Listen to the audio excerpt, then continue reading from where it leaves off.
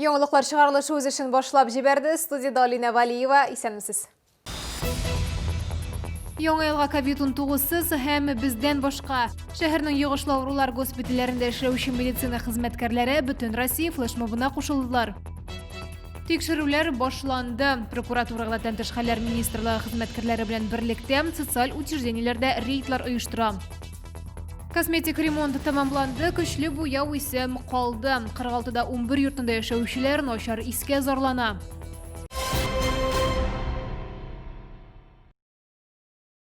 Соңгы тәүлектә Татарстанда яшәүче 100 кешедә COVID-19 диагнозы расланды. Шаулда узган тәүлектә коронавирусның тагын 12 яңа очрагы теркәлде. Шулай итеп 21 декабрьгә Татарстан буенча коронавирус белән авыруның барлыгы 12274 очрагы билгеле. Аларның 10509 терелгән, 21 узган тәүлектә. Сәламәтлегезне саклагыз. Шәһәрнең йогышлы авырулар госпитальләре медицина хезмәткәрләре бөтен Россия флешмобына кушылдылар. Алар шәһәрдәшләрбез табибларны ишетерләр дип өметләнәләр.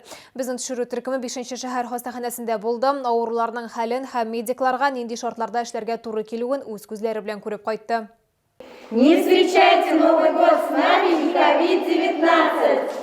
Кубань табиблары оештырган флешмоб тиз арада бөтен Россиянекенә әверелде. Флешмобтан чаллы медиклар да читтә калмады. Алар чалларга үзләрен һәм якыннарын сакларга һәм бәйрәмнәрне өйдә үткәрергә өндиләр. Әмма табибларга яңа ел төнен кызыл зонада үткәрергә туры киләчәк. На сегодняшний день находятся пациенты, естественно, разные. И средней степени тяжести, и тяжелые пациенты, и крайне тяжелые пациенты. Это зависит, конечно же, и от возраста, и от степени поражения легочной системы.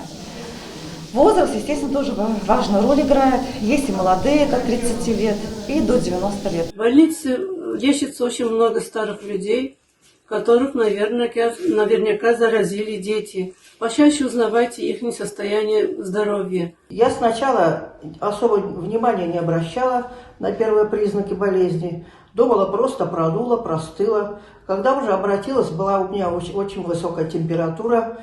Уже данные, как говорится, были плохие. И сейчас мне приходится проходить долгое лечение. Не встречайте Новый год с нами. Бүген медицина хезмәткәрләре чираттагы тапыр канатчысызлык кагыйдәләре турында искә төшерделәр һәм пациентлар янында үткәргән якызыз төннәрдәге күзәтүләре белән уртаклаштылар. Нужно поменьше находиться в общественных местах. Меры безопасности были, чтобы надевать маски, здоровый образ жизни побольше вести. И в новогодние праздники, наверное, сидеть больше дома, в кругу близких, без всяческих прогулок. Бүгенге көндә дәвалау оешмаларына йөкләнеш бик зур. Табиблар авыру таралуга каршы чакыруларга җитди карарга өнди. Лилия Гатина, Диана Мулярова, Сергей Вильданов, Яңалыклар.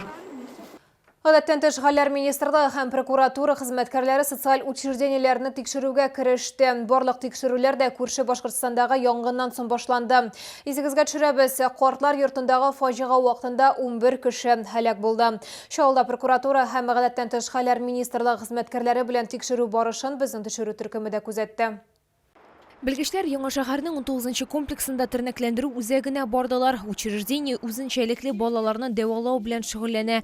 Прокуратура һәм тәнтиш хәлләр министрлыгы хезмәткәрләре бүлмәләрне карап чыктылар һәм документларны тикшерделәр.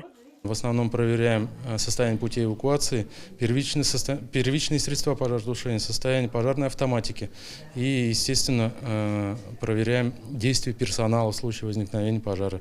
То есть соответствующие документы отработанные, акты по эвакуации, проведение обучения. Күзәтчелек ведомствосы вәкилләре янгын куркынычсызлыгына гына түгел, биналарны дөрес куллануга да игътибар бирүләрен билгеләп үттеләр.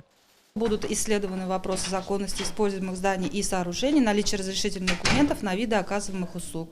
В случае выявления нарушений будут приняты соответствующие меры прокурорского реагирования. Шолда 8 социаль учреждение тикшереләчәк, шул исәптән өлкән яшьтәге гражданнар өчен яшәү үзәкләре дә тикшерелә. Профилактик рейдларны киләсе атнага кадәр төгәлләргә планлаштыралар. Лилия Гатина, Валерия Новожилова, Сергей Вильданов, Яңалыклар. Көчле буяу исе барлык фатирларга да үтеп кирип зыян сала. Безнең кайнар элемтәгә ярдәм сорап 46да 11 йортында яшәүчеләр мөрәҗәгать итте. Бирдә яшәүчеләр сүзләренчә, подъездда косметик ремонттан соң кешеләр тәүлек буе фатирларын җилләтергә мәҗбүр. Кыргалтада 11 йортында яшәүчеләрнең үз фатирларына кайтасы килми, моңа йортта үткәрелгән төзекләндерү эшләре сәбәпче. Шулар торакчылар подъезд стеналарын буяу өчен кулланган буяу сыйфатыннан шикләнәләр. Краска ядовитая, аж глаза вылазят. Дышать невозможно, в квартиры попадают. Здесь маленькие дети. С 5-го этажа, со 164-й квартиры, Фая вышла. Пока она спустилась, у нее аж голова кругом пошла. С ребенком дома сидим. Как там пагубно сказывается? Ну, запах, конечно. Ребенок кашляет. Ага, так голова. Ну, так не кружится, но неприятно. Встаешь и как-то немножко запах в носу, во рту, такой привкус всякий.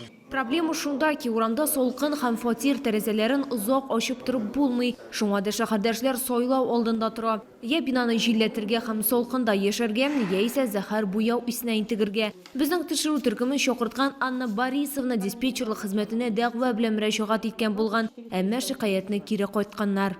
После этого я, позвонила в диспетчерскую службу 540821. Объяснила им, сказала, завтра ни в коем случае такой краской нельзя красить. Зато они сегодня утром пришли и снова покрасили этой же самой краской. Әлеге күп катлы йортка хезмәт күрсәтүче идарәче компания безнең тикшерү төркеменә бернинди җавап та бирмәде. Юристлар бирдә яшәүчеләргә халыкның санитар-эпидемиологик иминлеге турында Россия Федерациясе федераль законының 8 статьясына нигезләнеп, вәкаләтле органнарга коллектив шикаят белән мөрәҗәгать итәргә киңәш итә. Бу очракта санэпидемстанциягә я Роспотребнадзорга һавадагы зарарлы матдәләр микъдарларын тикшерүне һәм буяуның куркынычсызлыгын сертификатны тикшерүне таләп итәргә кирәк.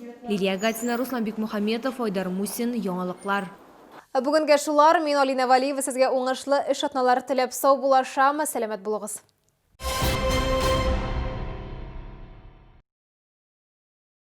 Минеральная вода санатория Шифаласу и Жминводы – природный бальзам для реабилитации желудочно-кишечного тракта, эффективное очищение от токсинов и укрепление иммунитета. Будьте здоровы! 7 января ДК «КамАЗ». Елена Проклова, Евгений Сидихин, Антон и Елена Хабаровы в лирической комедии «Судьба в подарок». Выгодно вложите свои сбережения в КПКГ «Госзайм». Ставка в честь дня рождения КПКГ «Госзайм» 8,5% годовых. Новый город 107.